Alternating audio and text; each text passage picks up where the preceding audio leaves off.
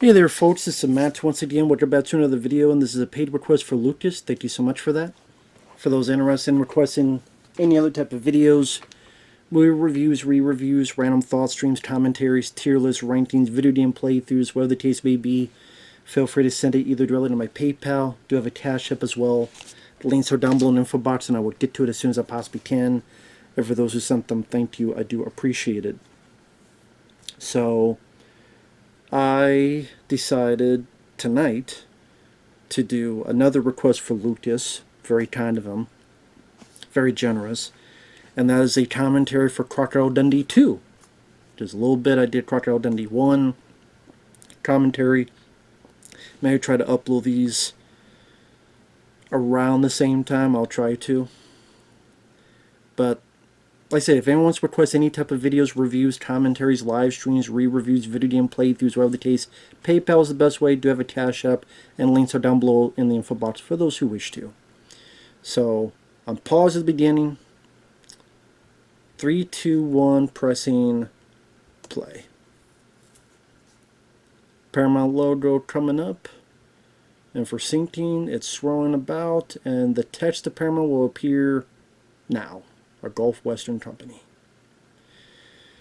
So yeah, Crocodile Dundee Part 2. I don't know why, for some reason, even though I had this film along with the first film, taped back to back on VHS tape, the first film I would always watch a lot more than this. I do like this film. I do like this sequel. I think it's a fun sequel. But I do like the first film more. I guess because when the first film I just found a lot funnier, that fish out of water style, and just that's kind of day by day sweet nature of just kind of, there wasn't really a plot story, it was more of just existing and being and with these characters, and something about that was kind of fun and refreshing. While here it became more of an action film, which not going to complain. I mean, I love action. And I think it works well. So it's not just a carbon copy of the first. What a nice shot there. You got the Statue of Liberty, you got the Twin Towers, and Mitt Dundee dynamiting for fish. And we get to see in a bit, he's so friendly with the cops, they know who he is. That's a great shot with at the harbor. They don't find out, Mick.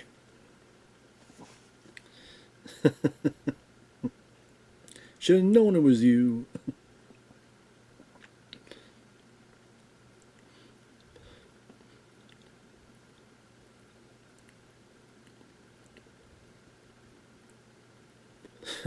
Breakfast.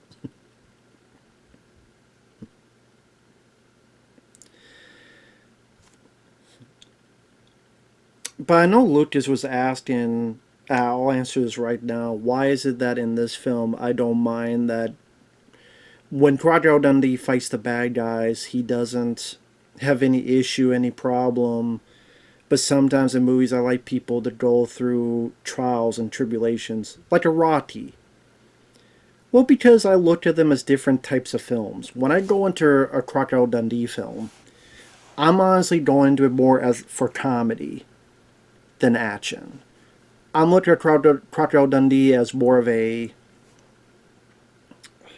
the character he was in the first film, where it has that light-hearted tone. To see Dundee or beaten up or shot or torture would not fit in that tone. It fits in a tone with a Rambo film or a Lethal Weapon film or even a Die Hard film, but not a Crocodile Dundee film. Same with, I know it's not the same type of comedy, it's more cartoony slapstick, but Ernest P. Worrell, Ernest Steer Stupid. Like, I don't, if Ernest Steer Stupid, like, okay, if Ernest P. Worrell did a film where he really was killing people, like Charles Bronson Death Wish, I'd be like, what the fuck? What's going on here? So that's why. It's because if this fits in the tone of Crocodile Dundee. And I think as a kid, I was kind of put off. I wouldn't say put off. I was like, oh, they're doing an action film version? Even though I'm a bit action guy. But I still liked it. I still think it made so that it wasn't repetitive. It didn't just not doing the same thing over and over again. Shake things up a bit. And also, that happened a lot in the 80s to early 90s, where you had a sequel that became more of an action film. Alien was a horror sci-fi film. Aliens, action film. Phantasm, more horror. Phantasm 2, more of an action film. Even Best of the Best. Best of the Best 1 was more of a Rocky style martial arts, a little bit action, a little bit drama. Best of Best 2, definitely more of a straightforward action film, fight to the death style. I mean, you do see even Evil Dead 2 became a little bit more of this action, crazy bit of business in Evil Dead 2, at least more so than the first. Hellbound Hellraiser 2, I guess I wouldn't say action, but it felt a little bit more, well, I guess the bigger quality. So I guess you wouldn't really call it action, but I feel like perhaps more of these happen, especially in the third act. And there's other sequels I'm sure you could mention. And this one, did a sequel, became a little bit more of an action film.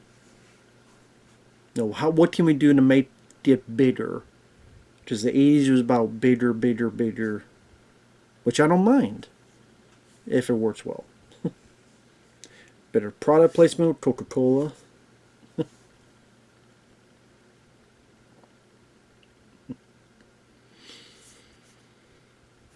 And there's little homages to the first film. This bit here, where he'll be saying, but it tastes like shit, just like in the first film.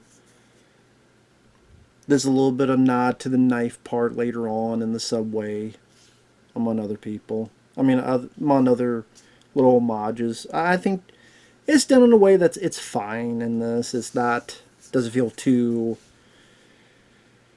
tease-jangling to the audience, at least to me.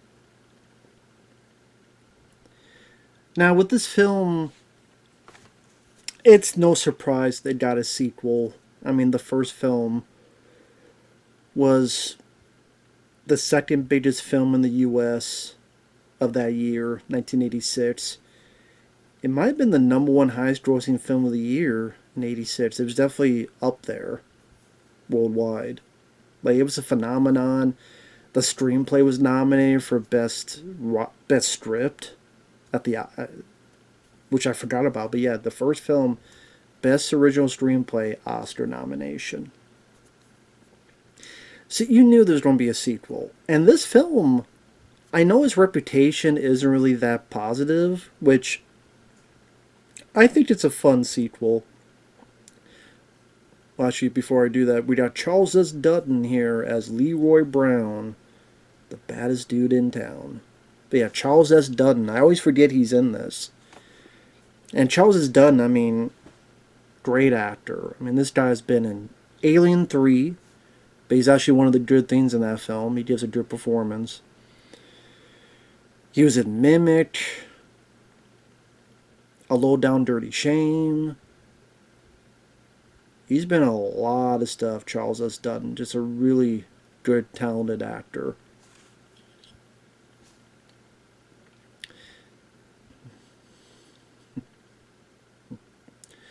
But yeah, you knew there was going to be a sequel because of how big it was. And again, people look down upon it, but this film did really well. Now, it was not going to be the first film, because the first film is lightning in the bottle, a phenomenon. It's almost impossible to recreate that. I'm not saying impossible, I'm saying almost impossible. Very rarely can you recreate that. Ghostbusters 2 didn't, but I like Ghostbusters 2. Back to the Future Part 2, some say it didn't, but I like Back to the Future Part 2. Because now you're more familiar, and now with the sequel, okay, you don't see the first film. You don't see the first film because you've heard a lot of good word of mouth, people talk about it, so you want to see whether it's good or not. Number one, every person who sees that film doesn't mean they love that film. A good chunk might have, but not everybody.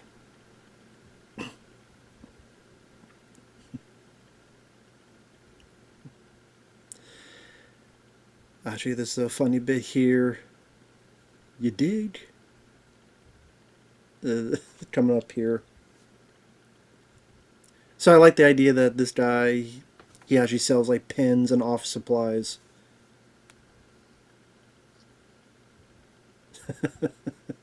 You dig? Is that part of the job? Digging. Still has a little bit of that fish out of water flavor the first one had.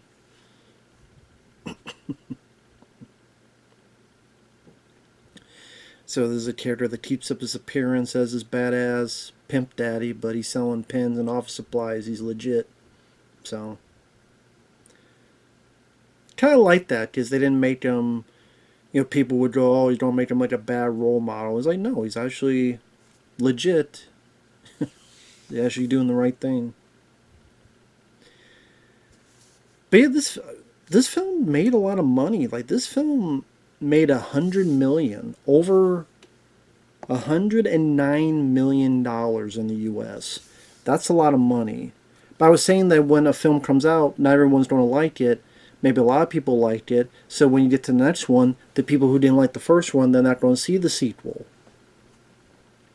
Also, when a first one comes out, if there's a sequel, not everyone has their idea of what a sequel should be. Every fan has their idea of what a sequel should be, what a sequel could be, what a sequel might be, what they want out of a sequel, what they're needing out of a sequel. So when everybody has their own idea of a sequel, you can't satisfy everybody, you can't make everybody happy. So you just hope that you make enough people happy. But yeah, this made $109 million. Again, a lot of money. I mean, it was in the top 5 or top 6 highest grossing films in the US. That's still a lot of fucking money.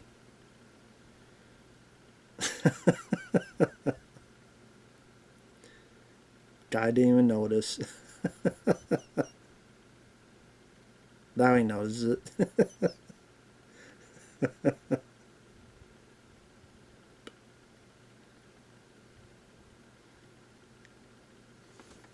Damn.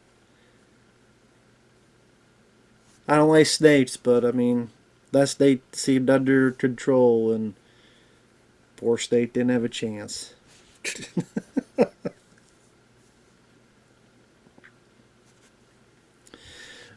But yeah, I was saying, these are the films that made more money than that year. Die Hard, Beetlejuice, Willow, Rambo 3, Scrooged, Bull Durham,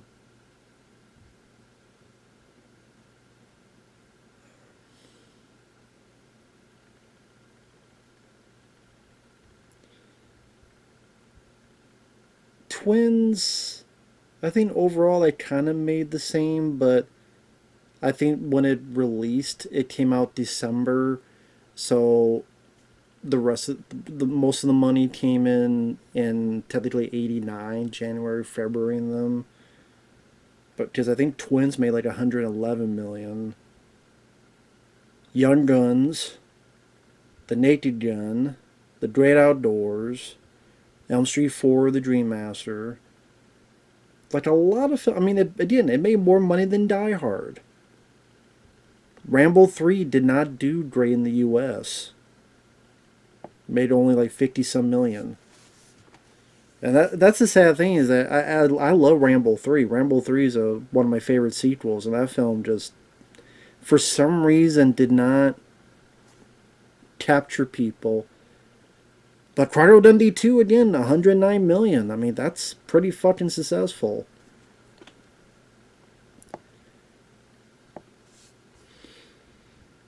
I'm surprised Paramount didn't, like, really urge Paul Holden to make a Crocodile Dundee 3,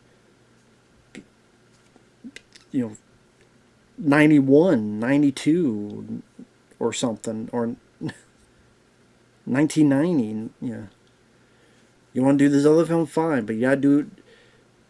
We'll give you Almost an Angel, but you gotta give us your Crocodile Dundee 3. Actually, I don't know Almost an Angel, what studio came out with that, actually. I don't know.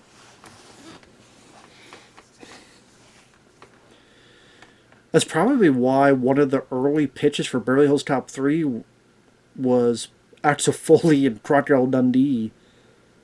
Because Paramount owned both, and both were very successful franchises, so.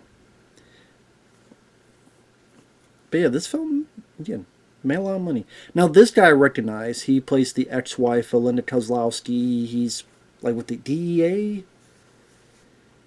That's... I can't pronounce his last name. His first name is Dennis Boutsakeris. I remember him from Batteries Not Included.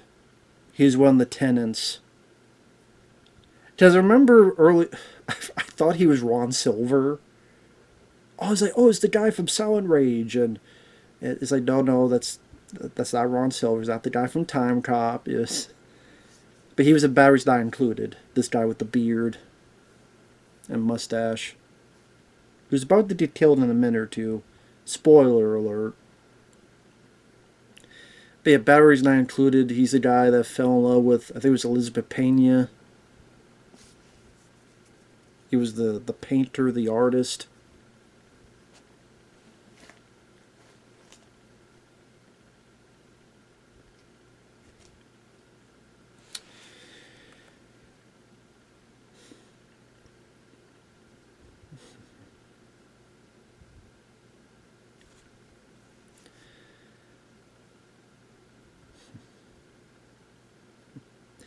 I know critics were not as happy about this as well.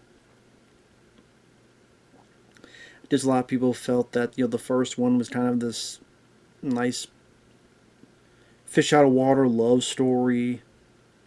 It was sweet, it was charming, it was funny, and now you have kind of more, trying to be more action and heroics, a little bit more of an adventure tale. Which I could see that it was a bit of kind of a, it was a different step. How do I word it? It's kind of like,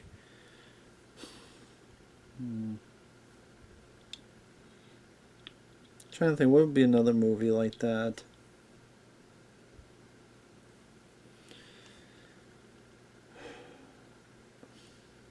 I don't know, I have to think about it. Like a good example. We saw some of the villains there. We hear that our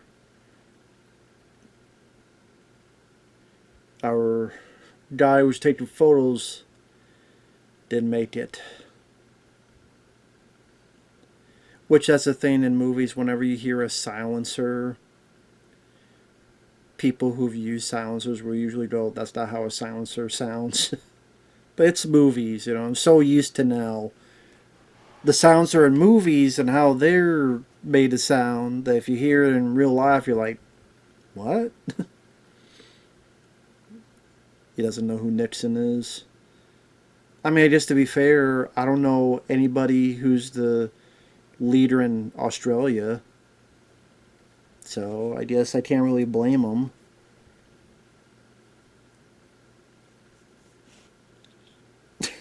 Yeah, sure, you did a good job. Why not?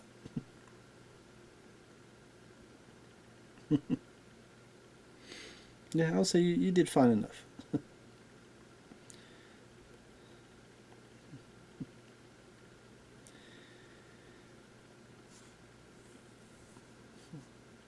But yeah, 1988 was a great year for movies.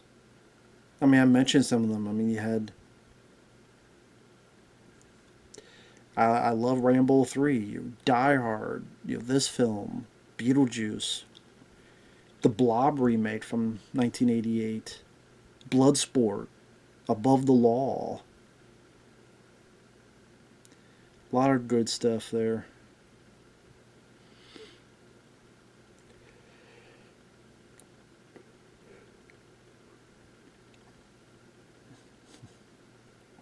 Oh, one of those damn trash novels.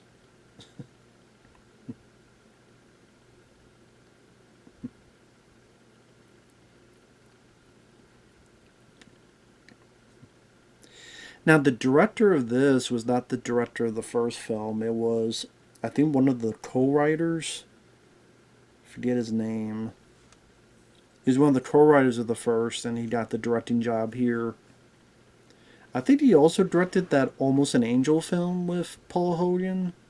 But that film was, what, 1990 or so? That film did not do anything at all. And it's weird how, that one film kind of killed his career. I mean, I guess he got one more film, Lightning Jack, and that, I guess, cemented the deal. But I guess at that point, they just figured unless it's Crocodile Dundee, he would not work. He can't work for America. That's probably how a lot of people assumed of him. This is a scene that I always thought was fun. This whole, the jumper and him talking him down.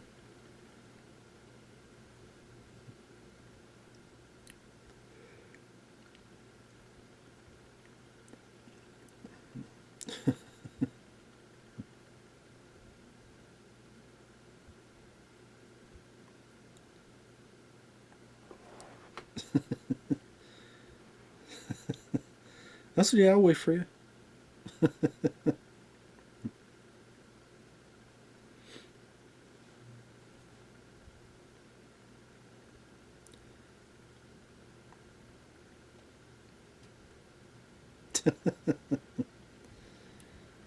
Yeah, you mind moving along? Kind of busy here.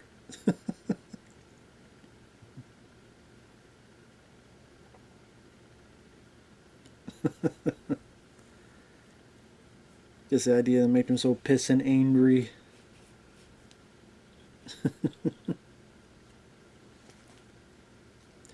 Sorry, I'm going to have a little bit of snack here. It's a movie. Should be able to have a snack while watching a movie. Pick these up, the vanilla Kit Kats.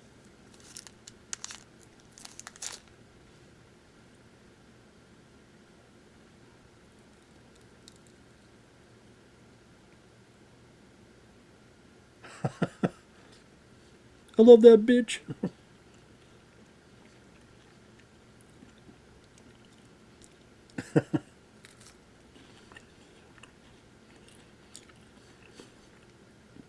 Screw that.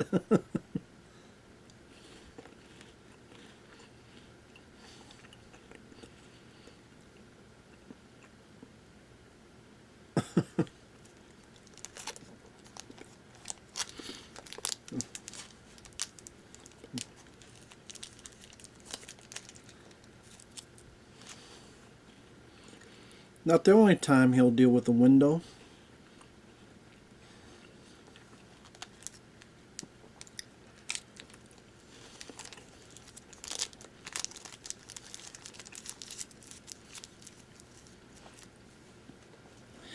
Now this guy here who's got the gun on Linda Kozlowski, who's going to the car now, that guy is Juan Fernandez. What's interesting about him is, well, two movies. Number one, if you remember the 1990 film Arachnophobia, he's one of the characters at the beginning of the film where he's one of the people guiding the people into the jungle, where eventually that photographer gets bit. They think he died of something else. They put him in the coffin and the spider hitched a ride. The other movie is... I didn't know about this till a bit after this film came out. Not this, but the film about... The first Collector movie. If you remember the first Collector movie in 2009, give or take, he played the Collector. He was, I guess, the guy in the costume. This guy who's with Linda Kozlowski dressed in black with the long hair. So not this guy with the maroon suit or whatever. But yeah, this guy by Linda Kozlowski, he was the Collector. In the first one. Not in the second one, but in the first one. I'm like, huh. I don't know why it didn't return for the sequel. But it's just kind of cool looking back, because I like the Collector and the Collection. I like both of them. By the way, we don't need a third one. I know there's talks of they were making a third one, then it got shut down, and they want to no more third. Don't need it. Second one ended it perfectly.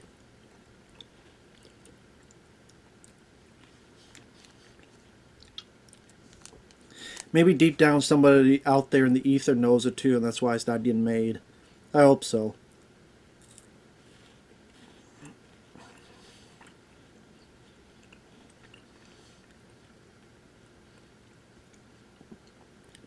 Now this guy here, his name is Hector Uberry. That's Luis Rico. I don't know what else he's been in, if anything. I thought he did fine for what he needed to do.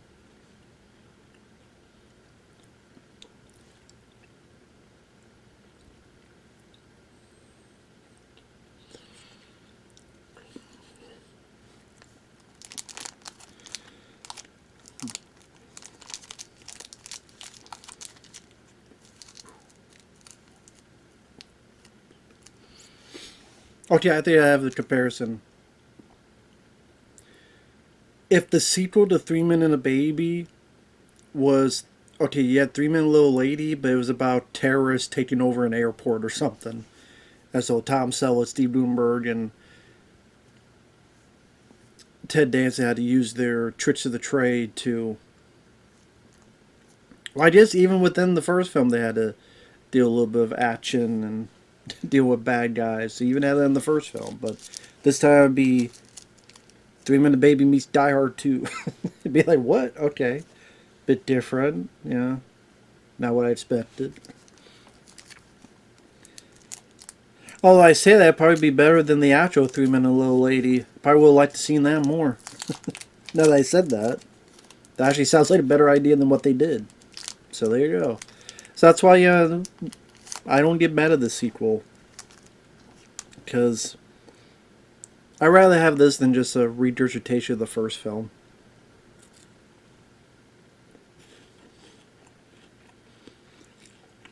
Man, look at that phone, man. It's like a goddamn brick.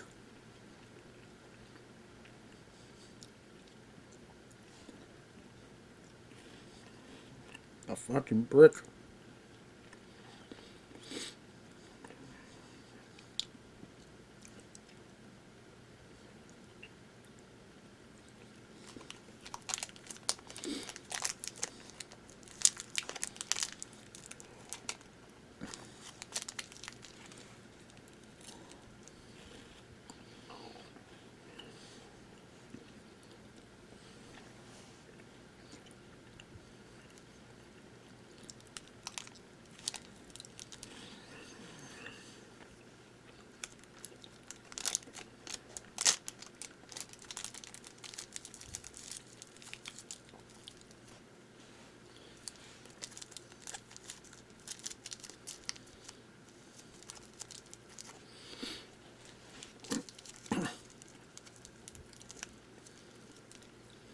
And again, the answer looked at this question, why is it that I'm fine with Crocodile Dundee defeating the bad guy so easily?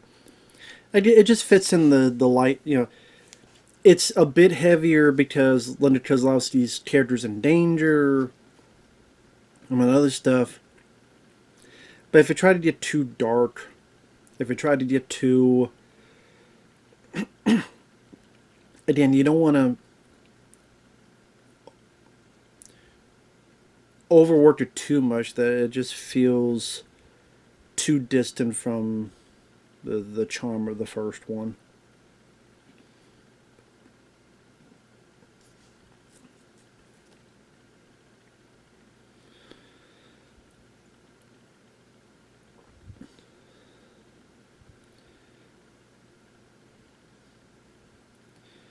And it fits with the mythological type of idea they're having with the Crocodile Dundee character in the first film, where it's like the animals and he to do this, and the pimp, he's able to punch out once, and stuff of that nature.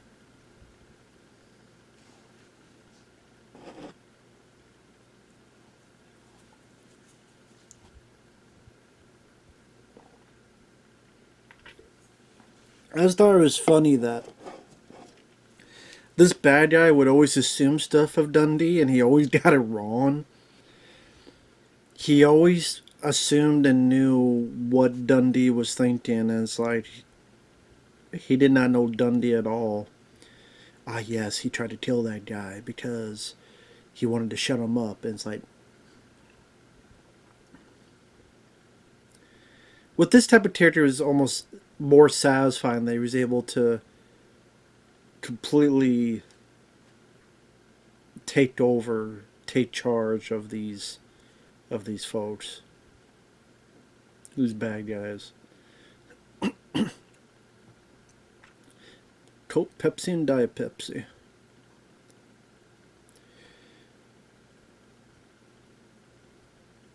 For years, I didn't realize. I think because I didn't know who he was. Stephen Root, here with the tie. He's part of the DEA, following him. This is, yeah, the bathroom bit. But Stephen Root, he's a guy in Office Space wanting his red stapler with the glasses. To my red stapler, I'm going to set the fire, set the building on fire. If I don't get my red stapler back, I'm going to set the whole building on fire. Was it Milton? Was that the character's name? But yeah, in Office Space. And he's been in a lot of other stuff too. Old Brother, Where Art Thou? He was Jersey Girl, Kevin Smith film. He's been in a lot of stuff, Stephen Root. Good actor. But yeah. I'm like, oh shit, he was in this movie. Okay. There he is. Wonder if anyone has ever asked him about this. I mean, he's not a big role, but still. Still, a big film, big sequel, big success. When a film's a big success, that means more eyes were on it, more people saw you. If executives or anybody else saw you, go, oh, maybe that guy could work.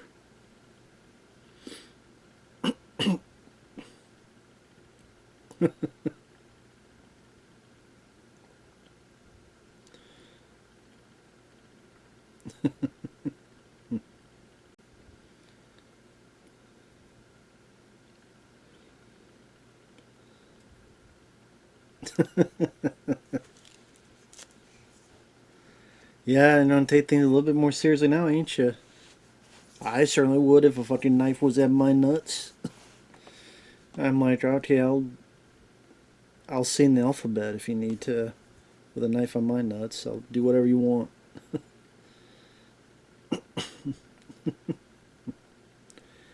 Okay, if I went to the bathroom and saw this, I wouldn't go to the toilet. I would immediately turn and go, you know what? Let me find a McDonald's and use that bathroom or something. You know? But so that we can get this bit here.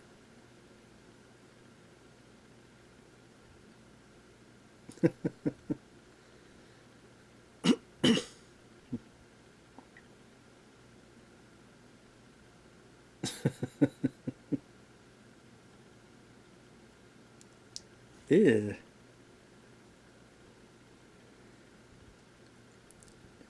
He did this without washing his hands. That means you probably got piss in your fucking nose. Just think about it, if he's pissing, your hands are there. He went into this. I mean, I guess to be fair, it's the back of his finger, but still.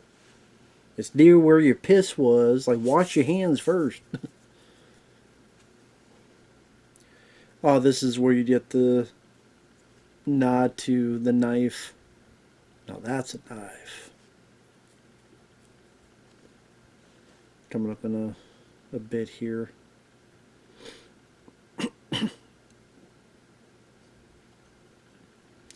God, look at that fucking ponytail. Jesus.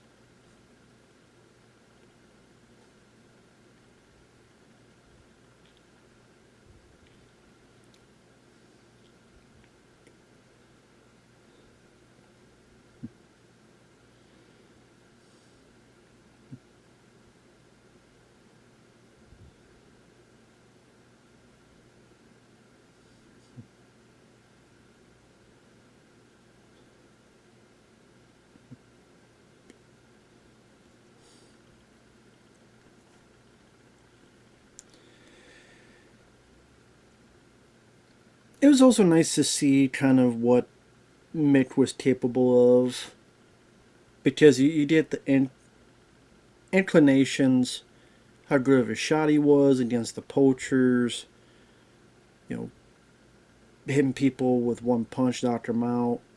See, that was the bit where, no, that's a knife. Just, yeah, that was like the biggest, probably the most famous scene in the first movie.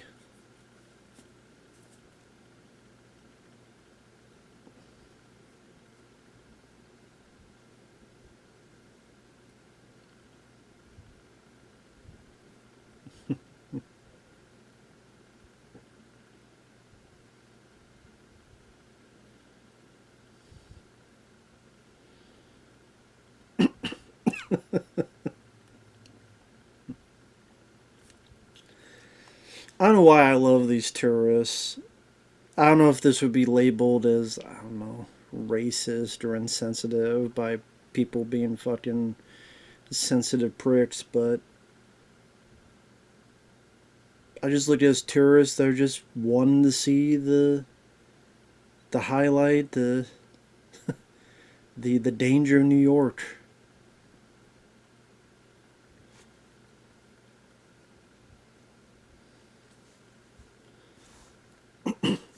And they help save the day.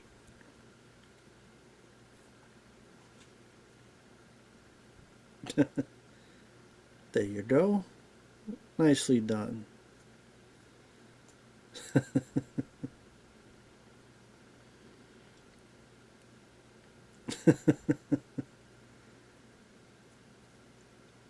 Clint Eastwood.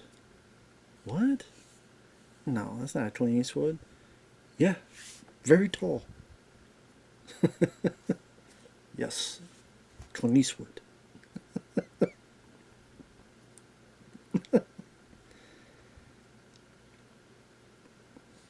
Does it say who these tourists are?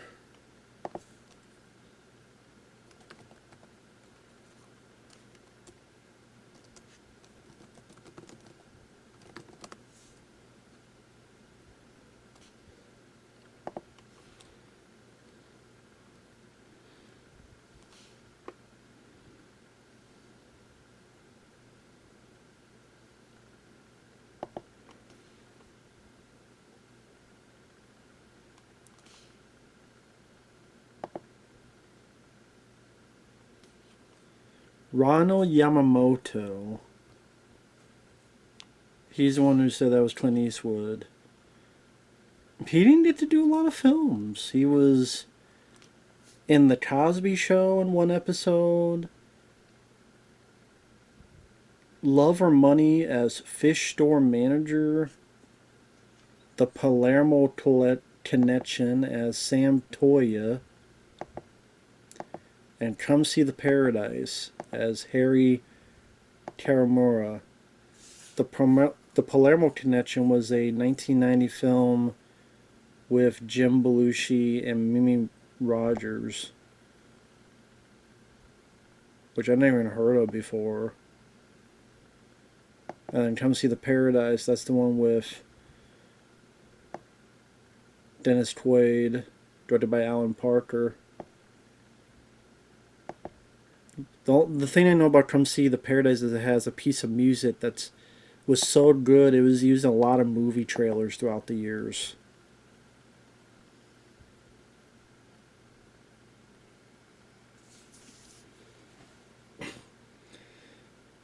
So that's too bad though. I mean, that's the thing with movie like okay, that guy there, right? Did in the movies, it's a nice little bit. It's a little bit scene, but it was a nice scene in a big film, big sequel, and then you only did a handful of stuff, and why would he just retired or whatnot?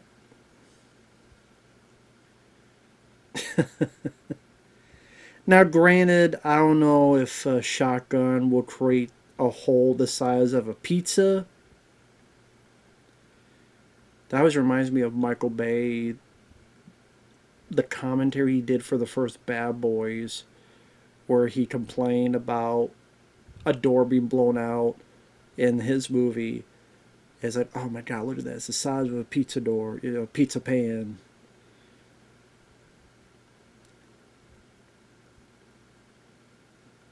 Just the thing, it wouldn't be that big of a, but it's a movie.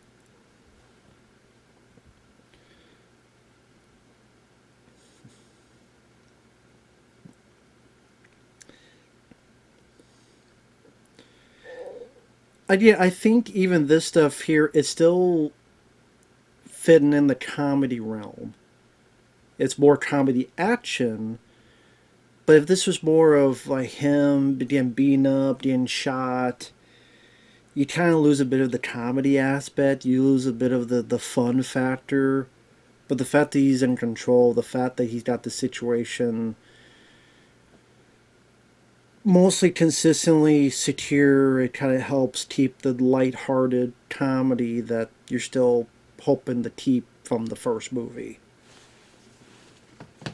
And not be this a fear making it dark, dreary, R-rated, like any fraction of that going in that direction. But at the same time, utilize a bit more action, a little bit different plot, so it doesn't feel again like a carbon copy. There's a little bit of that event. I know this was in the marketing, this scene here. A lot of the marketing was this bit here. Swashbuckling, crashing through that window. I think like almost every trailer TV spot had at least that scene in it.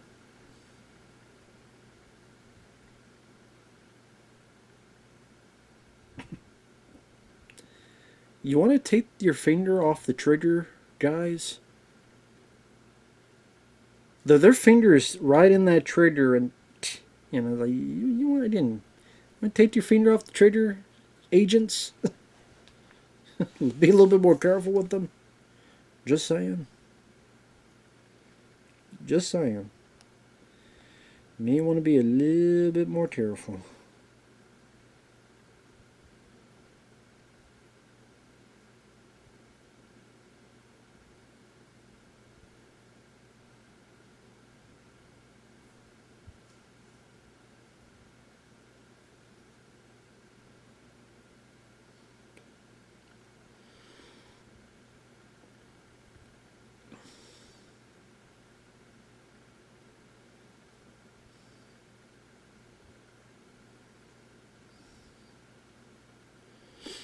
Man, payphones. Remember when payphones used to be a thing?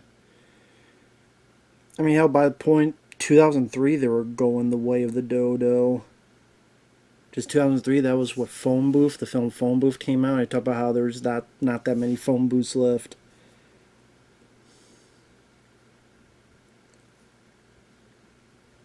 Kind of curious, when was the last phone booth? Well, that's a payphone. Okay, so it's more of a payphone, not a phone booth. More of a payphone.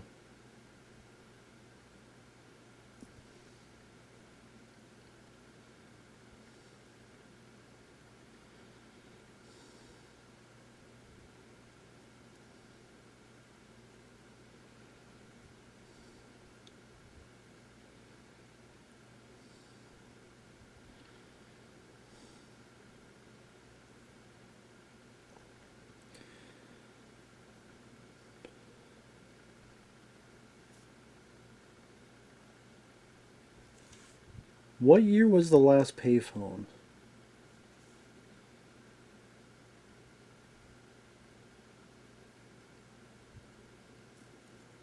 By the 2020, standard public payphones were essentially gone.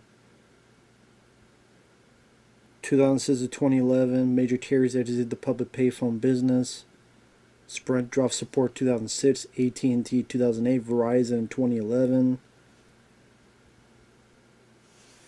2022, New York City removed its final official public street payphone, marking the symbolic end of an era. They were scrapped or sold, replaced by tech.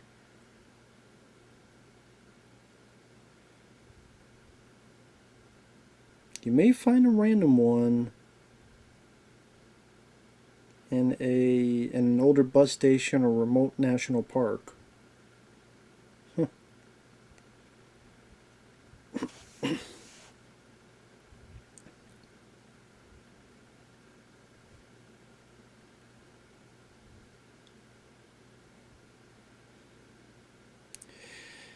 But yeah, Linda Kozlowski, like I said, she didn't do a whole lot after this. She did the Village of the Damned film that John Carpenter directed.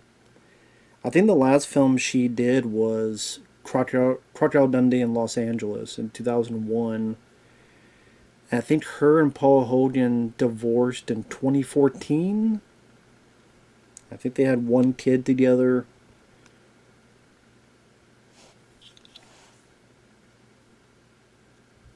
And I don't know if it was a nice split, because it doesn't seem like they really talk to each other anymore, or at least she doesn't want to talk to him anymore.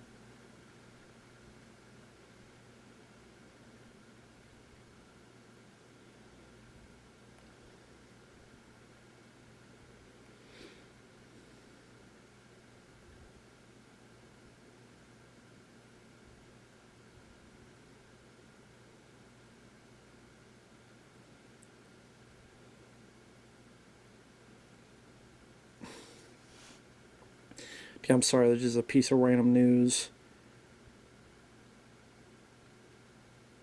I've been fired for refusing to give you a 50% for not handing anything in. So a teacher was fired because a student didn't turn in their assignment and she gave them a 0.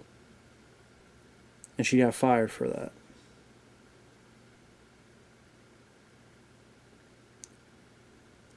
What?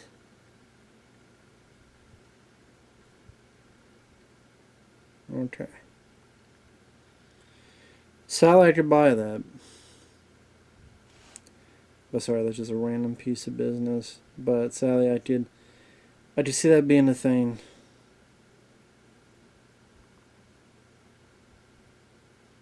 Which is so fucking lame and stupid.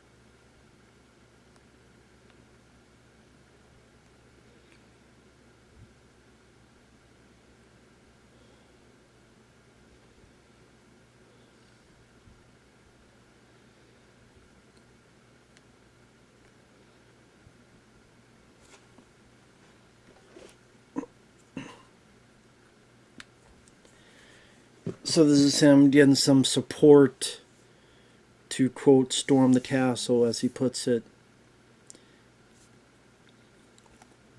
If someone asks you what you did tonight, you just say you did nothing.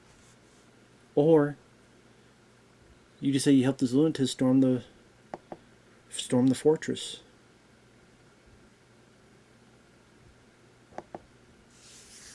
So what do you want to tell people? Do you want to tell people you did nothing? Or you helped the lunatic storm a fortress?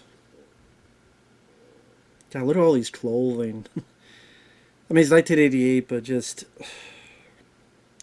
really is like another world when you look at the way people are dressed in this.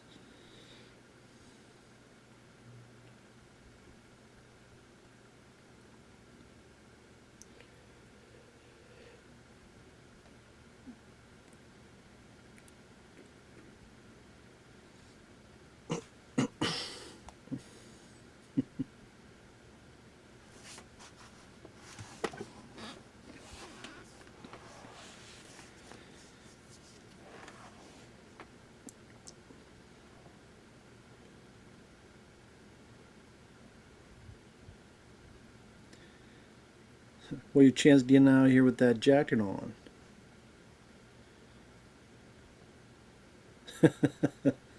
Better than average. There you go.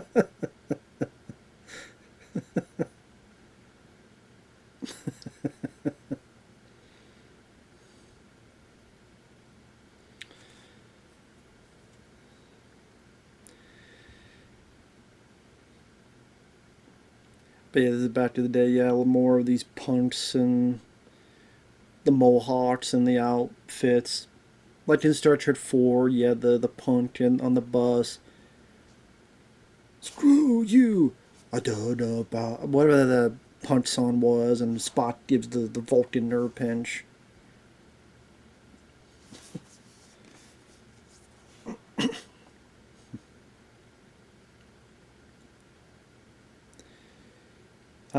The Twin Towers. Never forget.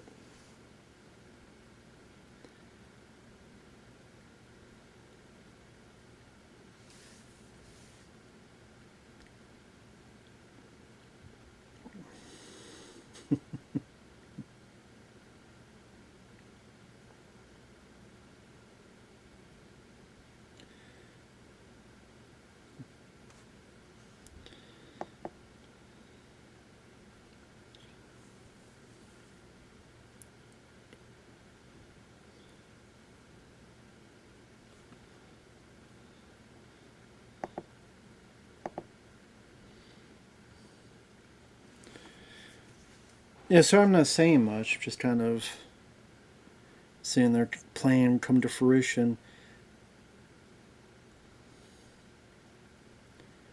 I do like this black shirt Dundee's wearing.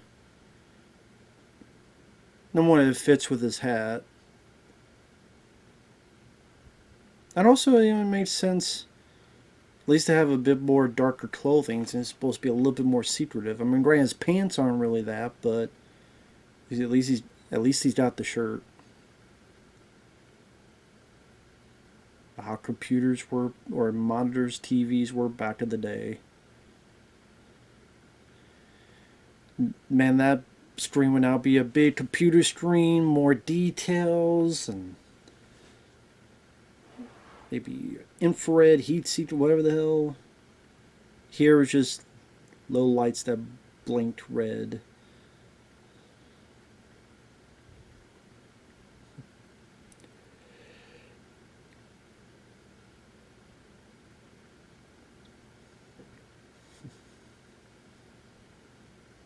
Oh yeah, they're coming out of the woodwork.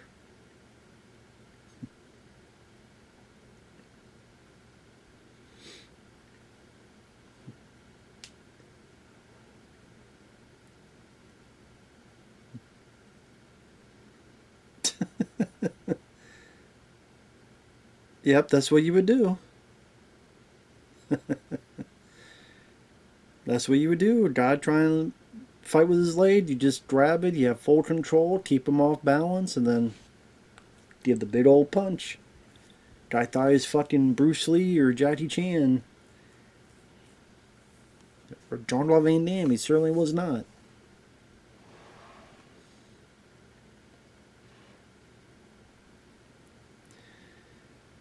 God, what kind of henchman has a damn pink jacket?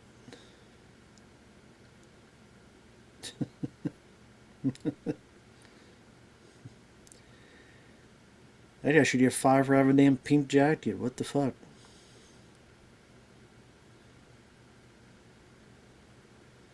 What do you think he is? One of the pink ladies from Greece or something?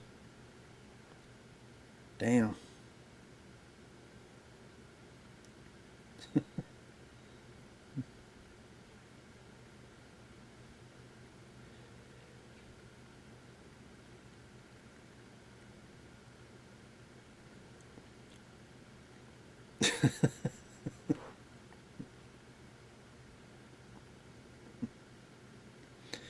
Yeah, everybody, there's a party over here. Come on and party.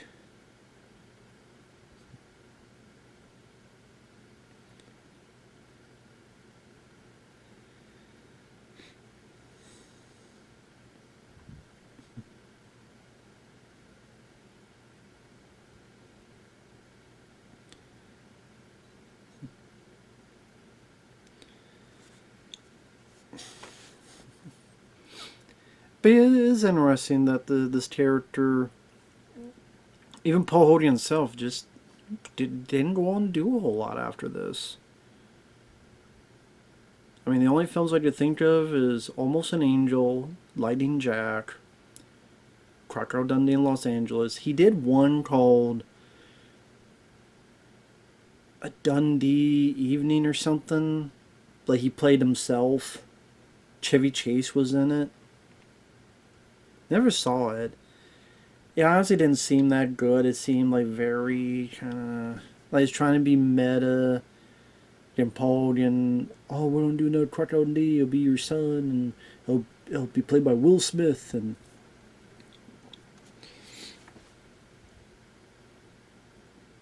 you have to be really good at throwing to make sure you get the handle clonked on the guy's head.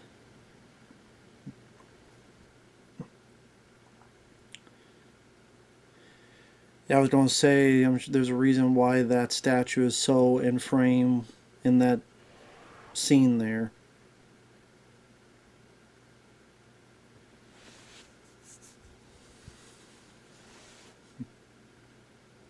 Damn. Crunch that guy. Crunch him like an empty soda can. Damn.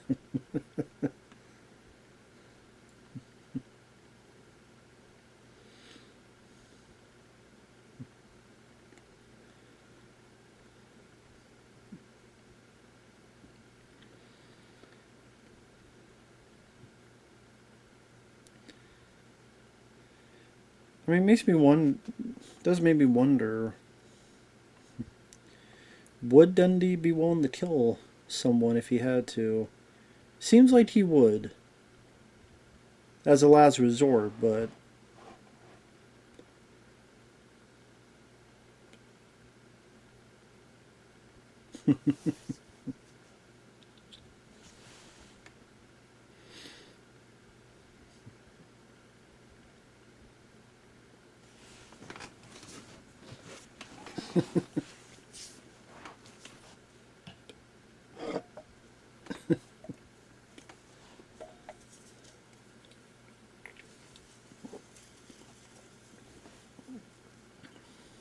I think when I first saw this, what was weird is this almost feels like the ending of the movie. I know, as dumb as it sounds, it feels like we're at the end of the movie where, the save the girl, everybody's there, congratulating. And as I know, it's not the end of the movie. We still got half the movie left, but I don't know, it always felt like the ending.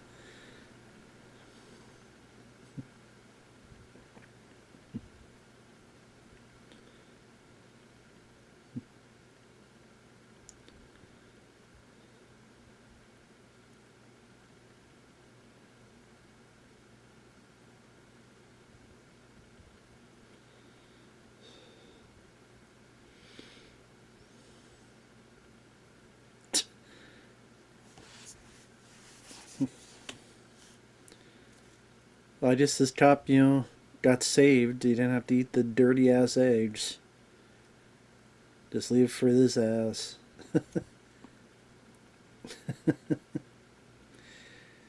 That does make me in the mood for eggs and toast. Particularly put that into a sandwich.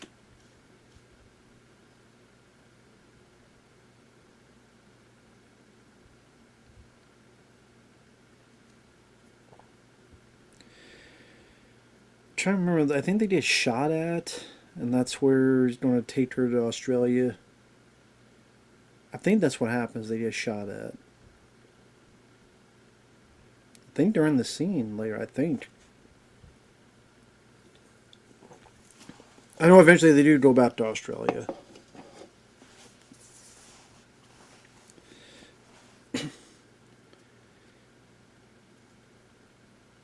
Which I'm not surprised they did that, because it's the reverse of the first film. Have the first half take place in Australia, the second half in New York. Here they do the reverse. I mean, again, you could argue Crocodile Dundee didn't need a sequel, but again, I think this is a fun one. Yep, there you go.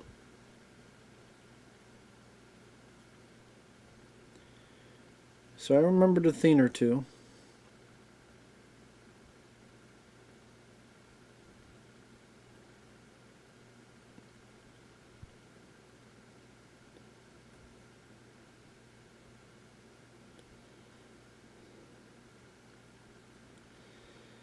Ah, Walkabout Creek.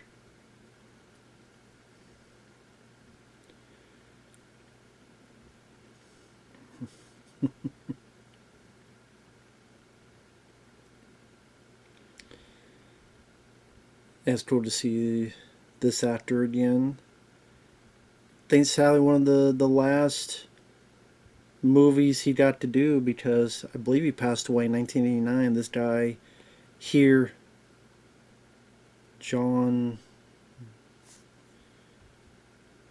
the guy who plays Walter. How's it going, man?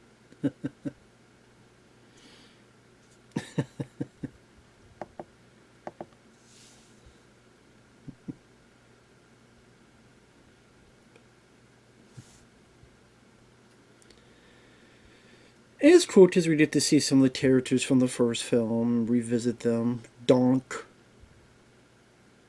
I'm not good with names. I'm not sure the names of these actors. But they were in the first one. I think they Donk briefly appears in the third film, I think.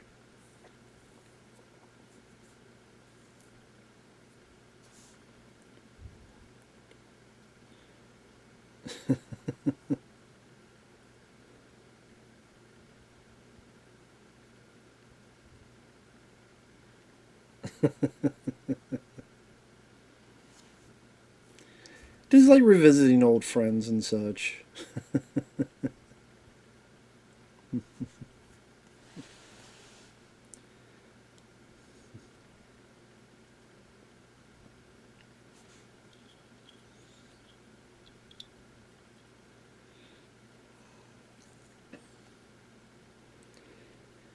So this guy on the far left is, well, not now, but in the other shot is Luis Guzman.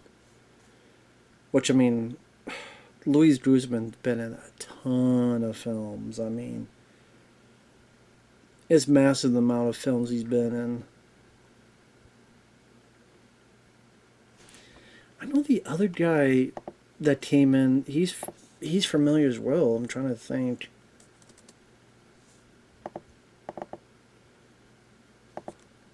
Pinpoint where.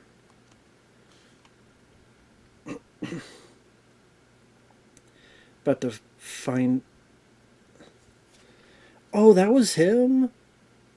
The guy. Okay, so apparently the guy, when they're at the mansion and there's the group and there's that one guy with the suit and tie going, "What's going on here?" That's Colin Quinn? I didn't even realize that was Colin Quinn. I remember his Tough Crowd with Colin Quinn. He was in the Grown Ups films. I remember. I know who he is. I didn't know that was him.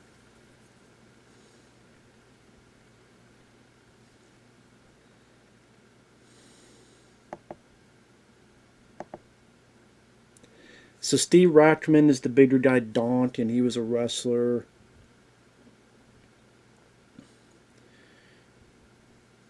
Gary Stilton is Nugget.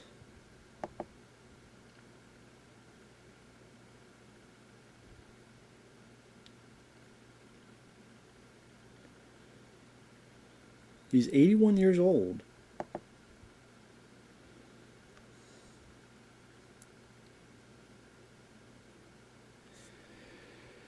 Oh, I didn't realize the little girl at the beginning where Mick Dundee is showing the kids.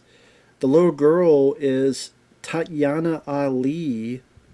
She was Ashley Banks in the original Fresh Prince of Bel-Air. Did not realize that was her.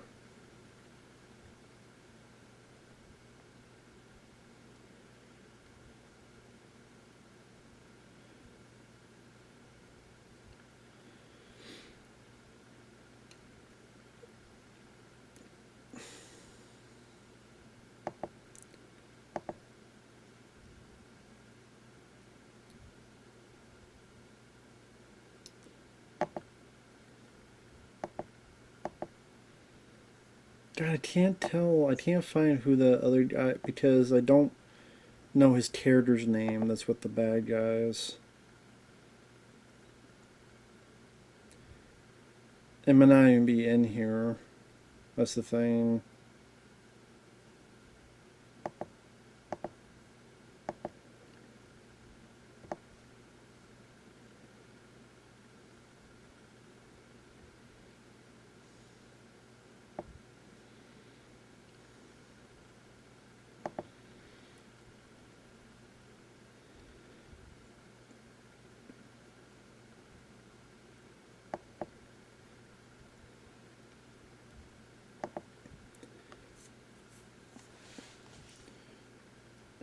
Okay, that guy in the back there holding the rifle, who's got the big hat on. Not the one in the Jeep, but the one standing there, kind of holding the rifle in his right hand. What's funny about him, I believe his name is Alec something. The reason it's funny is that he's the bad guy here. In Crocodile Dundee in Los Angeles, he comes back as a different character. Dundee's buddy was a Jocko or something.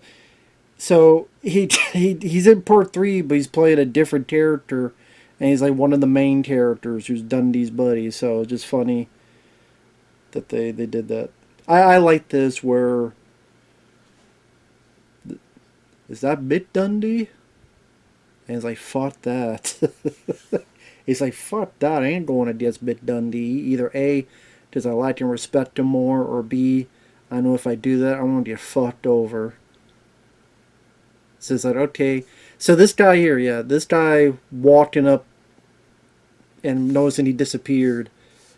He's in Crocodile Dundee in Los Angeles as Jocko. If you watch the trailer, he's with Dundee when they're at the Wendy's. And Dundee goes, good evening, Wendy? Well, the other guy in the car with them was that guy looking to the bushes.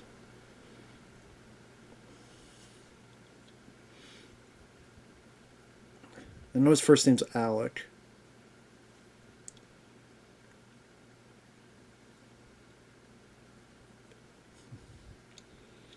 I don't know who this guy in the vehicle is. This damn wannabe cigarette. I don't know his name. But one of them is Luis Guzman. I mean, you guys know Luis Guzman. You definitely will recognize him. But that guy has been in so many films. He was in Black Rain, The Hard Way with James Woods at the beginning. When you kill all these people, what you gonna say? That you were horny? He was in Carlito's Way, The Substitute, Boogie Nights, Out of Sight, Snake Eyes, The Bone Collector, Traffic, Punch Drunk Love, Anger Management, Dumber and Dumberer. He was the stepdad of Lloyd Christmas. He was the janitor at the school.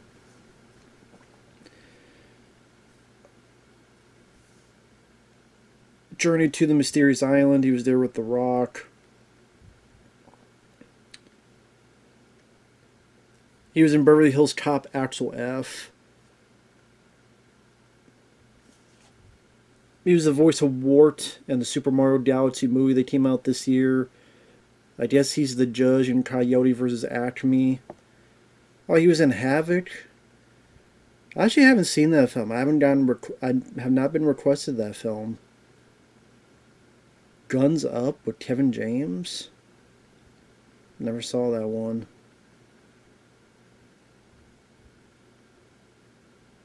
But yeah, Luis Guzman's been on a ton of stuff. Ton of stuff.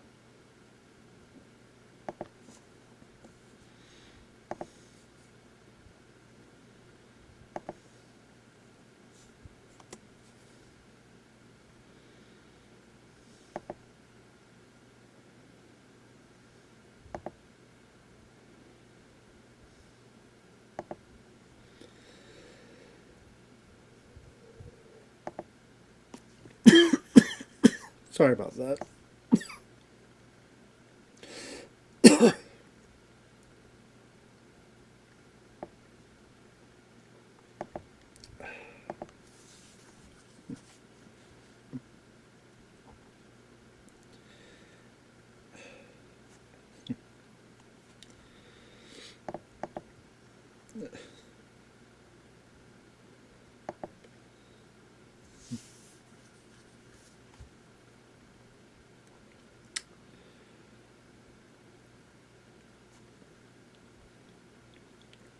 I mean, he had to realize this would be a problem. Like, if they come here, they don't want to find and go after his friends.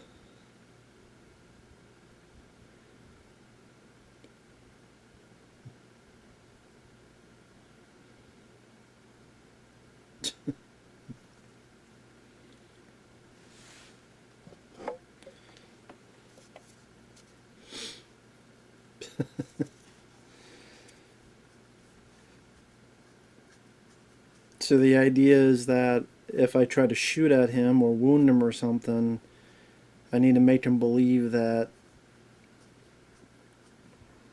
I'm going to try to kill him, so you don't try to kill me. Because he's the only guy that could trap me.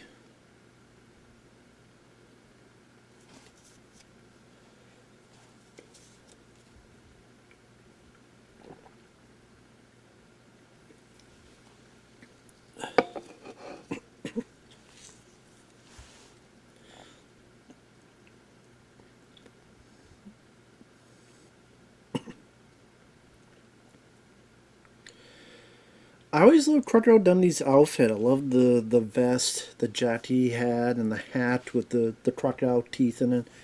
Just like in the first one, I always liked that outfit. Now there was, now technically you can get Crocodile Dundee. Well, I see you wounded him right by the ear, side of his face.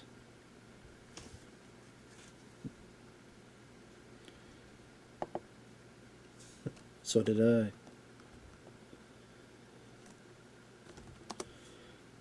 I'm gonna look to see.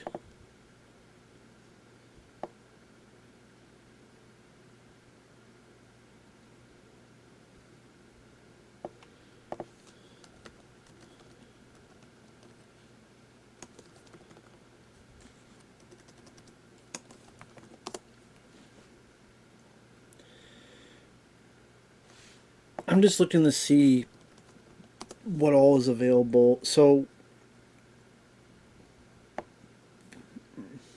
excuse me.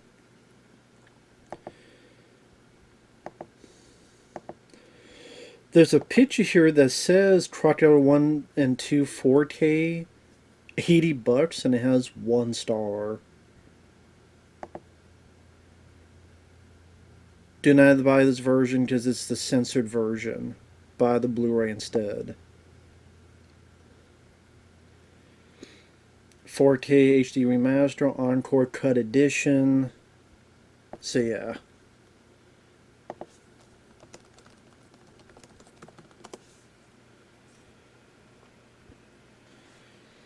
See, if you type up, like on eBay, there's the Crocodile Dundee pack. And if you look up stuff like eBay, Best Buy sells them individually, Crocodile Dundee 1 and 2 on 4K. So technically you get the first two in 4K, and I think 4K is not region locked. I'm not an expert on 4K. But the reason these all have low ratings is because it is the censored version. It is the Encore cut. And you know what? I'm glad it's getting the low ratings, because it should. Because fuck censorship. Orbit DVD, 2 stars, out of stock.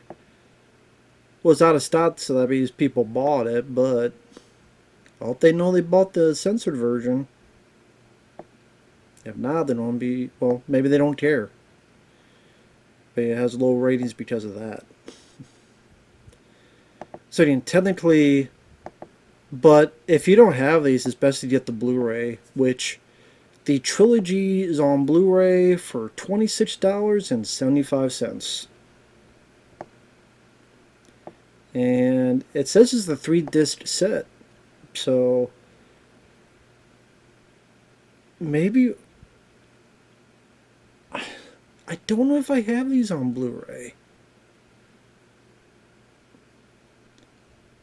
I don't know. If, again,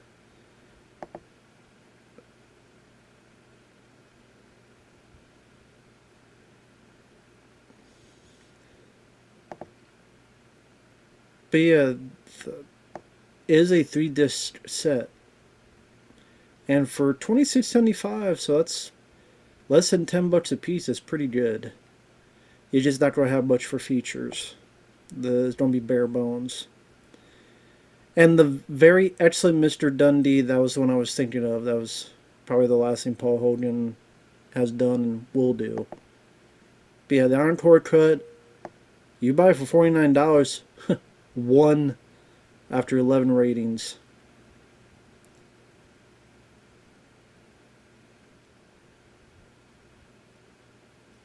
Censored edited version. Censored don't buy. Censored garbage. Don't support censorship. I'm glad. I'm glad for that. Documentary Love of an Icon, The Legend of Crocodile Dundee. Which actually, kind of curious. Does it look like that's the big...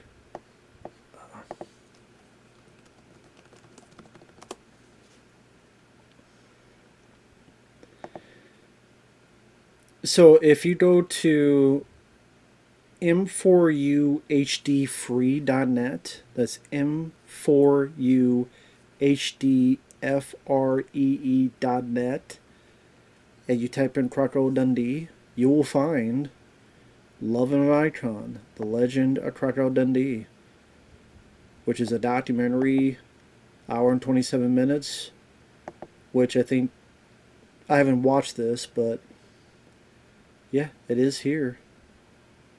Hour and 27 minutes.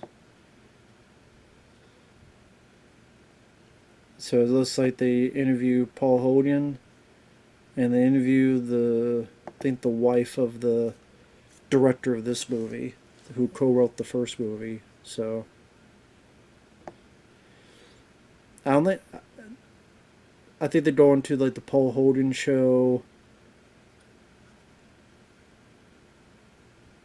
and the first movie.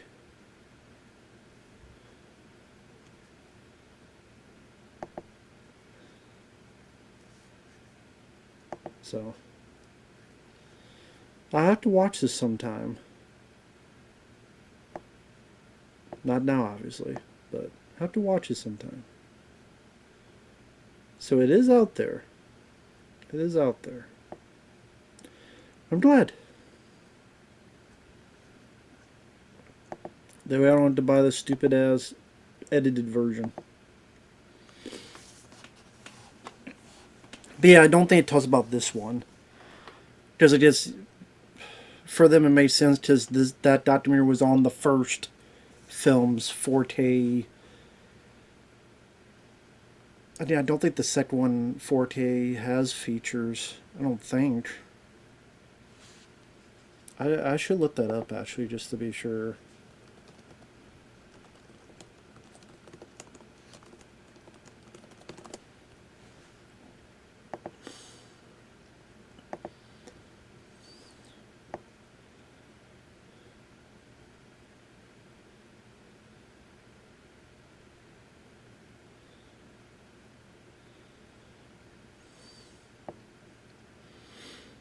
What's the second film?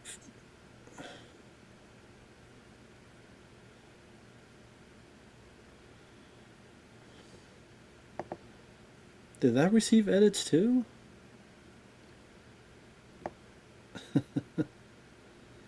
Be very, very quiet.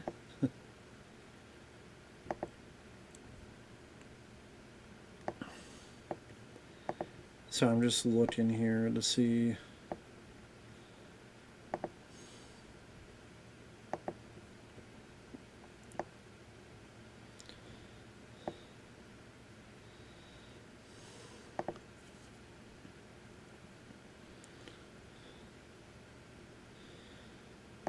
Hard to find much info on this because a lot of people were pissed off at what they did.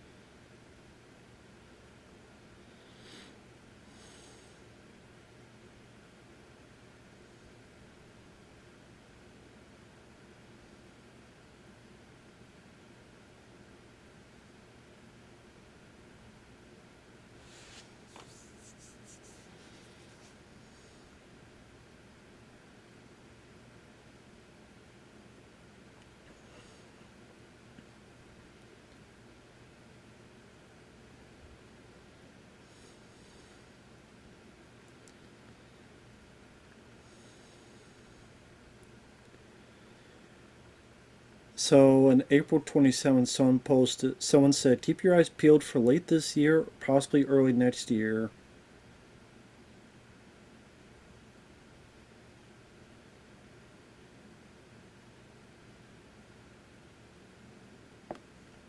Hmm. Late this year, early next year. I wonder. I wonder if Vinegar Syndrome would do this. They have they have a deal with Paramount. These are Paramount films. Those 4Ks are technically overseas because they have like the what do you call it in the corner, the number, like the rating. So technically, it doesn't have a 4K US release. Perhaps Paramount. I mean, perhaps does they have a deal with Paramount? Perhaps they'll do Crocodile Dundee. People say, "Oh, that's ridiculous." Well, I mean, they did The Golden Child and they did some other films. So you never know. I would, you know what? They did some features and stuff in there. I might have to pick that up.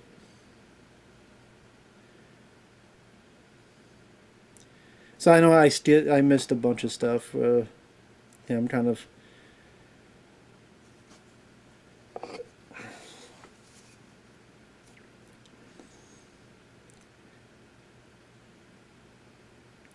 I mean, I'll be honest. I don't know why I keep saying that as opposed to. That's a beautiful shot, though. The sun amidst the clouds. That is a beautiful shot.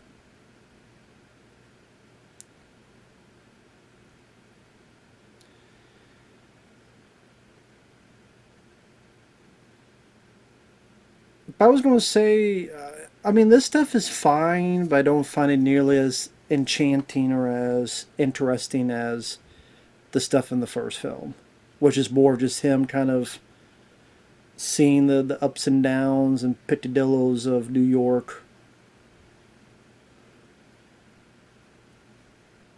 It's fine and it's fun, but yeah, I just don't find it nearly as interesting as in the first film.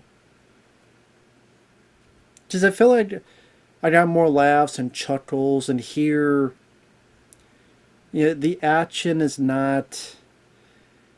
If I want to see action, I would see Die Hard, Rambo 3, Bloodsport, Above the Law. Those for action. I don't go to Crocodile Dundee for action. And then when the action that's there, it's going to be a certain tone. It's not because it's not going to be a fucking Death Wish or Rambo or Bloody Affair, RoboCop or anything. So there's going to be limits to it, limits to what it can do, will do, shall do, and it loses a bit of the humor factor. There's some. My favorite bit will be coming up soon, where well, there's two. There's the need more garlic, but the other one is he wants to see if we could eat these men.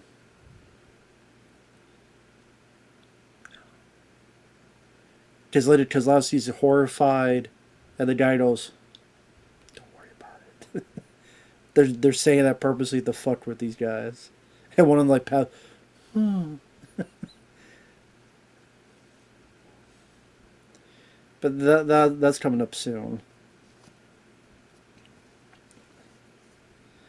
See that guy on the right, I tied up. I know I've seen him in stuff, but I don't know his name. But I know I've seen him in stuff.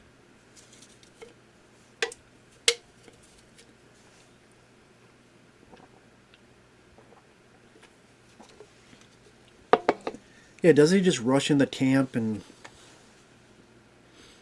do something?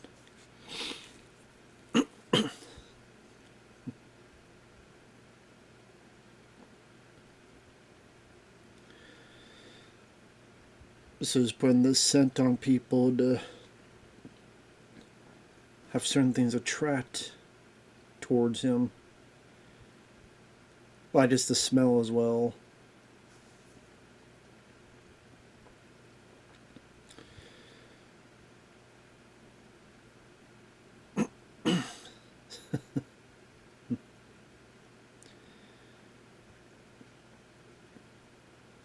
Or, yeah. He thinks the guy smelled, so he separated from him.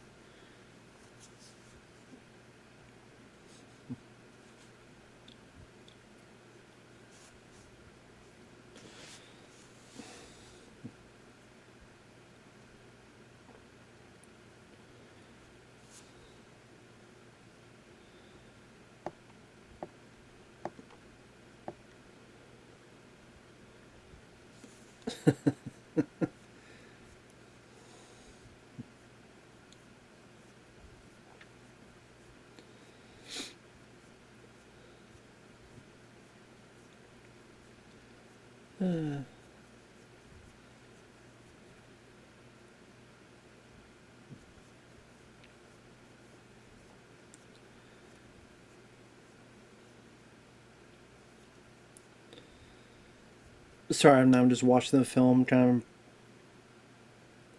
preparation like Dundee is doing, preparing for things he'll do next.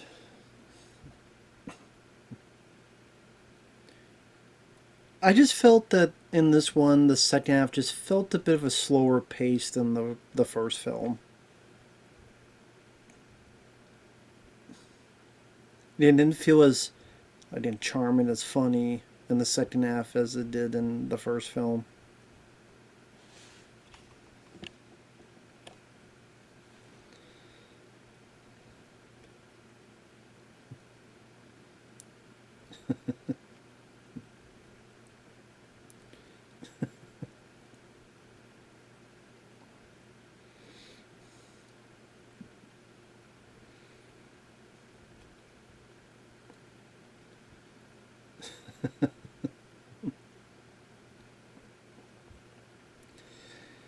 Damn bats.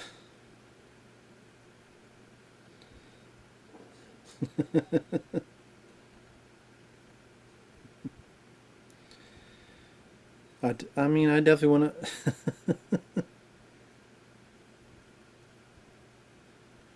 I just how nonchalant this guy takes it off.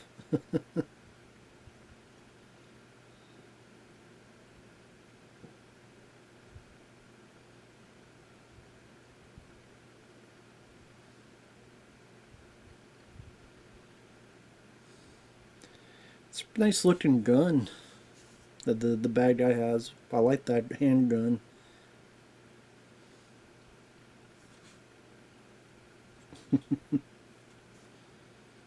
Yeah, that's not all he's got planned for tonight.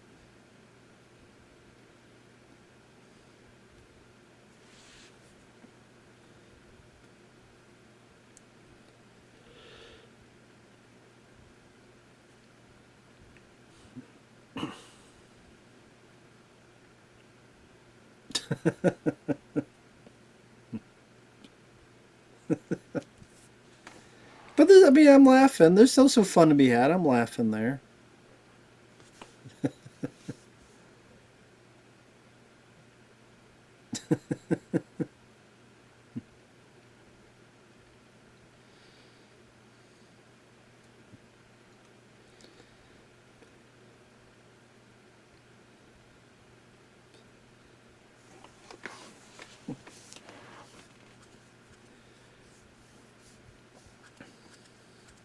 But I mean, I get what Lucas was asking about. In this film, like, you never feel like Dundee is in danger. You never feel like the bad guys can or will get one over Dundee. So it makes the bad guys not that intimidating or not that formidable of a threat to Dundee. Because even this main bad guy, he's like way in over his head. If this, again, if it's more of, I'm looking at more of an action film direction and angle, then I probably would be more critical of it. But again, it's more of just for trying to find the comedic value. That's more where I'm, and my brain is thinking in films like this. So Dundee trying to make him think that Louise Drewsman turned to a lizard.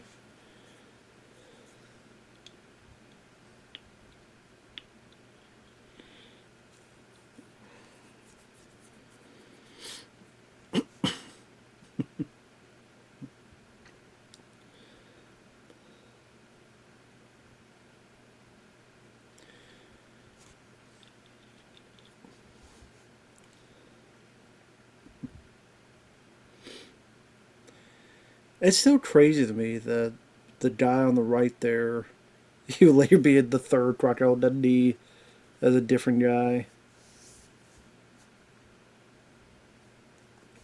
Because I think on the DVD of Crocodile Dundee 3, there's like a little featurette that showcases that.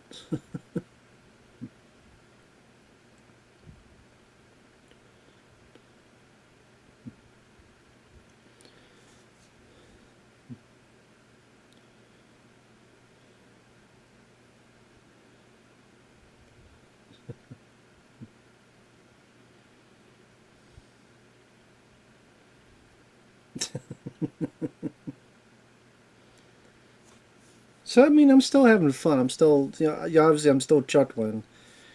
The way he can't talk, but he's like doing this to show he's pissed. No, that way. What are you doing? So I mean, it's still fun.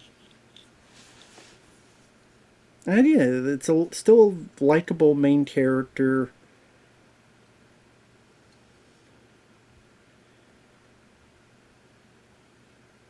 And in the 80s, again, there was the tone of wanting to go bigger.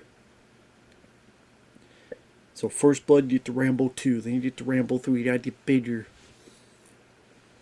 Arnold, what next films he gonna do? He's gotta do Commando. He gotta do Predator. Then Terminator 2. Or Total Recall before that. And T2 into the 90s. Big muscles, louder music, bigger explosions, bigger set pieces. Yes, of course, bigger doesn't always mean better, but sometimes it can help.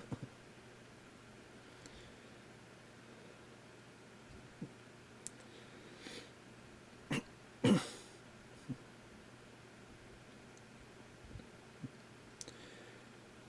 course, the reason he did that thing earlier is to call for help. There's going to take some time for him to get there.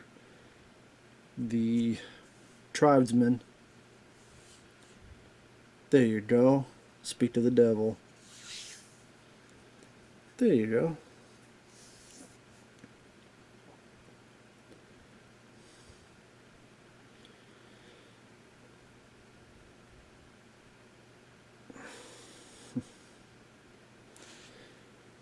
I'm trying to remember what... Let me look up. The guy in the first one... I'm trying to think.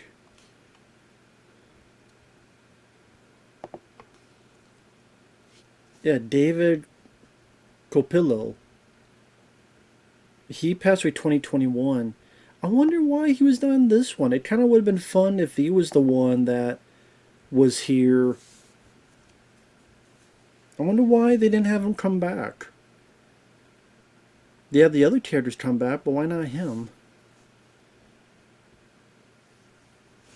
I guess to show, well, yeah, he's not the only tribesman who bit nose, and I don't know, I'd just say it would have been nice to see him again.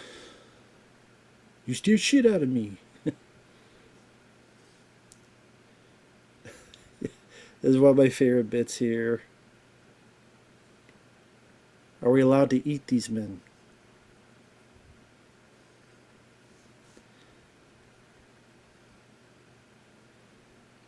Yes, we're allowed to eat these men.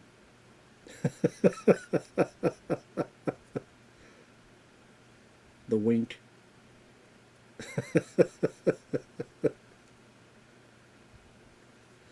So Lee Drewsman passed out, and this other.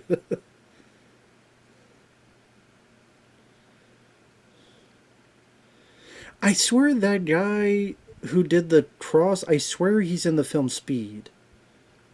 I could wrong. I could be wrong, but I swear he's in the film Speed as one of the passengers. Like Ortiz.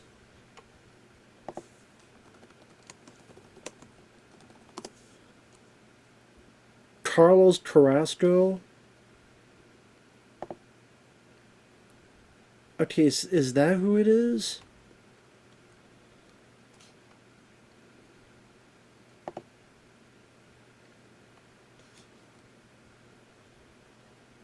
Okay, I gotta check real quick.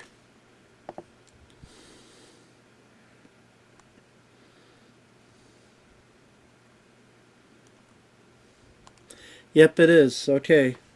So that's why I recognized him. So the guy tied up that did the cross, he was one of the passengers, Ortiz and Speed.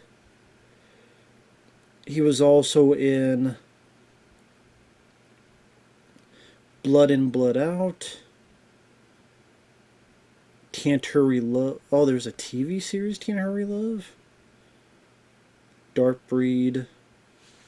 Oh, yeah. TV episodes of Angel.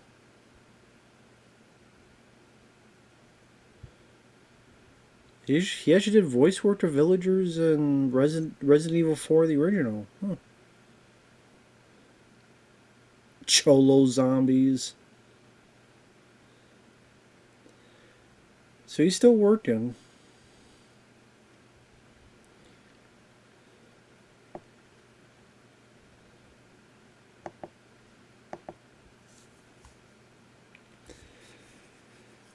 No wonder I thought he was familiar. He was in the film Speed.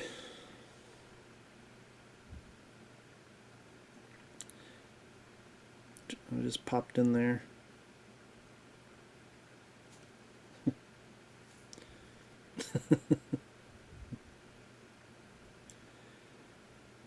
So that means the idea is that he found. I mean, he is called Crocodile Dundee, so.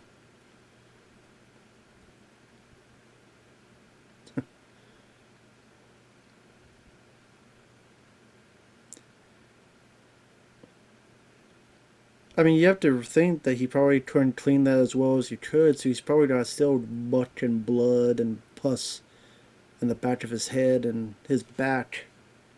Just, you couldn't have cleaned it that well.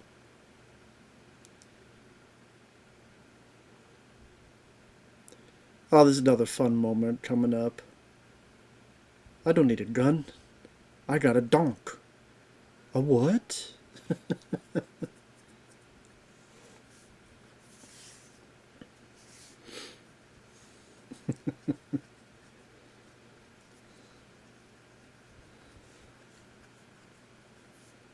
I got a donk.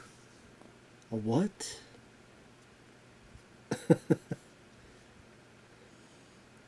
Here you go. Donk. That would do it.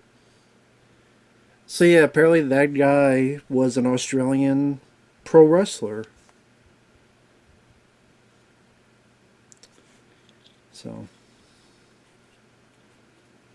interestingly enough.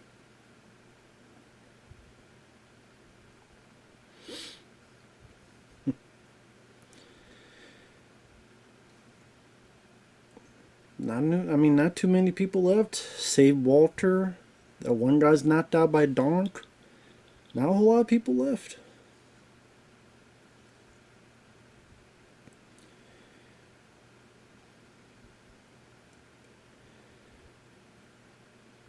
I mean, I think as an adventure, it's a very low T adventure in terms of when you think of other adventure films, when you think of even hell, Indiana Jones and the Temple of Doom, and the year after this, Last Crusade, and even King Solomon's Mines, which was in '85. It definitely seems more low T.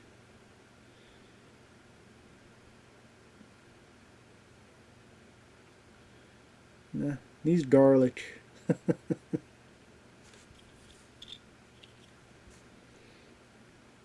So there's still memorable moments in those.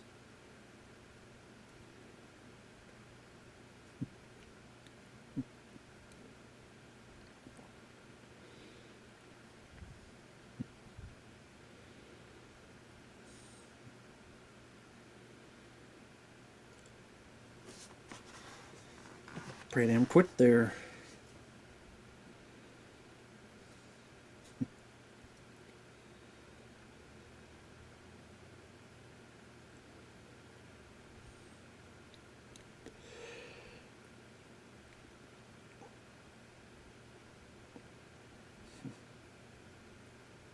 You would think they would have brought a bit more bad guys. You think they would have, I mean, if he's a big drug cartel guy, you think he would have like an army of folks to come by and take this out.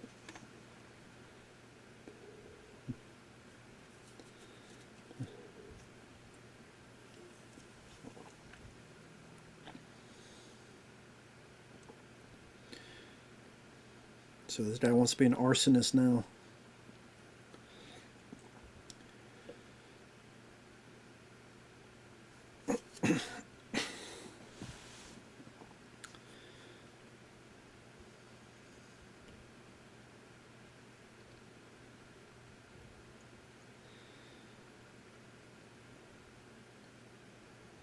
Just didn't want to listen to that bear.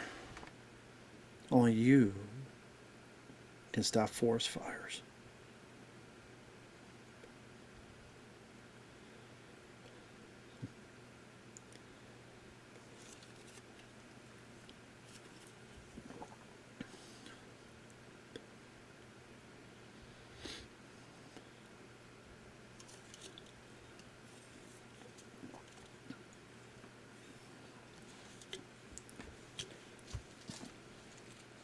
You just say one of the few things Dundee didn't count on.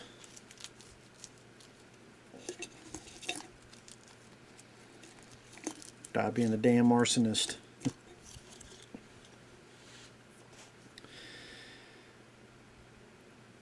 I think with the first film, it's just you had this really idea of fun, charming, sweet love story nature, the fish out of water. And so when it had that crescendo of them falling in love and I love you and them getting together and they embrace and the freeze frame and you just feel that emotional, it was palpable. Well, here it's like, okay, they went through another adventure, they got the bad guy. Linda Kozlowski's character almost killed Dundee. Like Dundee had a plan. And she almost ruined it.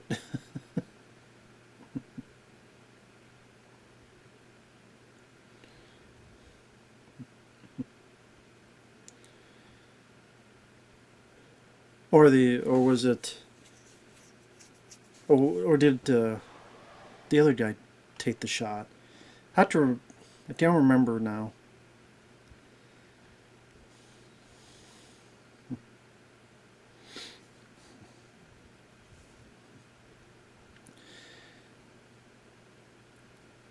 Like as an adventure, it doesn't feel like it's coming to the end. It feels very, I just low key.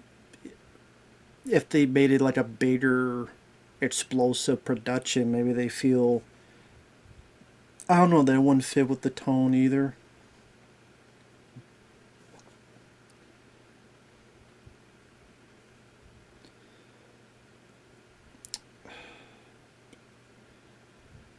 So yeah, he shot Dundee, but they think that's Dundee. And she shoots him.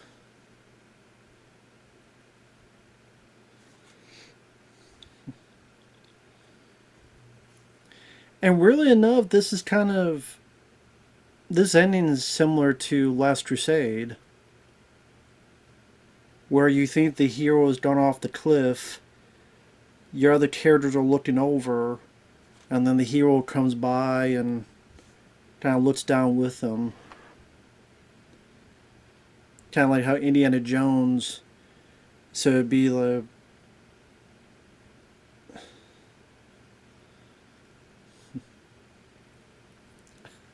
I love the way he says that. If Mitt wants his clothes back, he's going to have to get him down there, get him himself.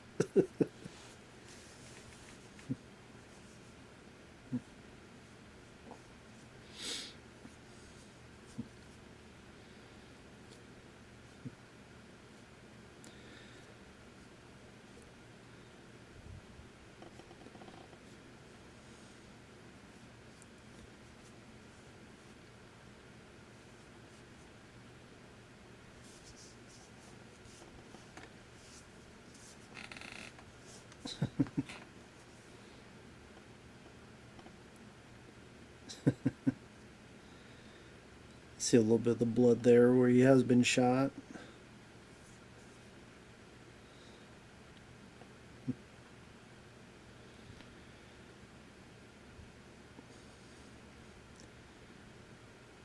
I know he's supposed to be it's like, come on, at least show a little bit of pain. You do have a bullet in you.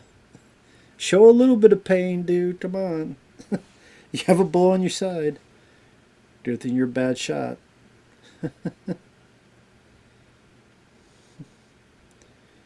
I mean, the music still hits well. The character's still likable. I am home. This is a nice freeze frame, though, still, too.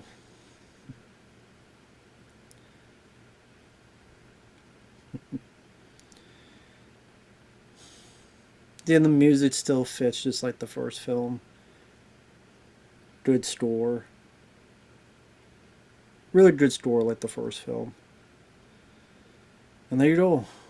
Paul Hogan, Linda Kozlowski, married until I guess 2014.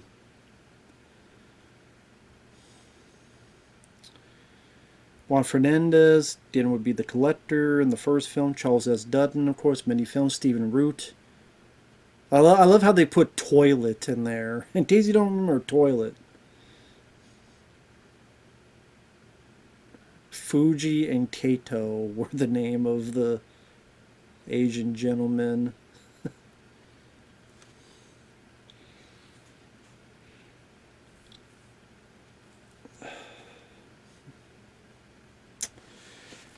Well, there you go. That is Crocodile Dundee 2.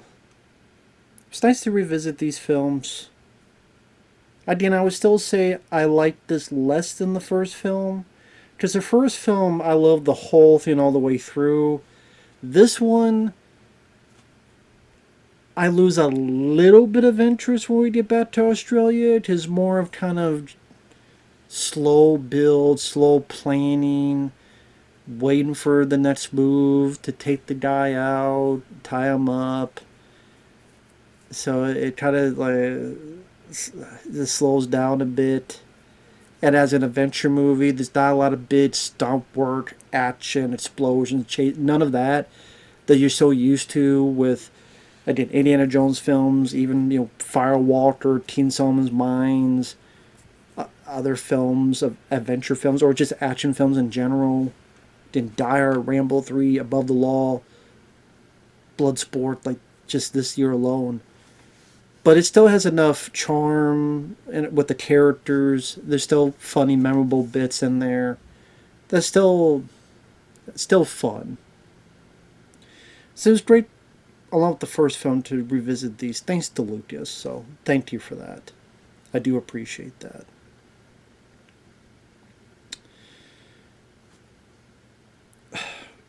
We got a minute and a half. I might as well just watch the credits.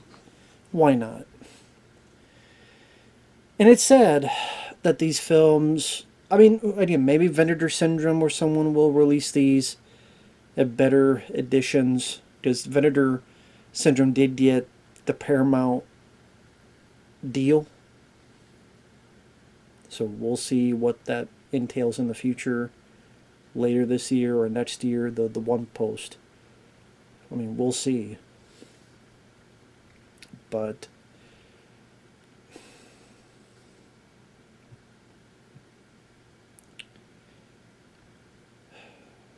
But yeah, kind of the beginning of the end, Sally, for Paul Hogan, where this was successful. People go, not as big. I mean, rarely is a film as big as the first film was, but again, it made $109 million in the U.S. alone. That's a lot of damn money. But the next film he would do, Almost an Angel, didn't do well. Lightning Jack also didn't do well, and that kind of. I mean, he didn't really do a whole lot of films after that, and you had the third Crocodile Dundee in 2001. That was a complete utter flop. I'm one of the only people that don't mind it. But yeah, these were fun to revisit. Thank you once again, Lucas. Take care, and we'll see you in the next video. Bye-bye for now.